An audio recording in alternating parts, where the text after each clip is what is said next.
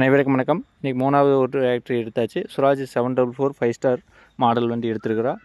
Full option வண்டி. Full ஆப்ஷன்னா நம்ம independent BDO வந்துடும். நம்ம தட்டு இருக்கிற மிஷின் மாற்றாப்பில் இருந்தால் ஈஸியாக மாட்டிக்கலாம். அதுபோக பார்த்தீங்கன்னா டிஸ்க் மாற்றாப்பில் இருந்தாலும் டிசி வால்வு வந்து கொடுத்துட்றாங்க. அதனால் வந்து இந்த வண்டி நம்ம எடுத்தால் ஃப்ரண்ட் டயர் 4 பட்டன் அகலம் வந்துடும். பேக் டயர் 14 சைஸு வந்துடும்.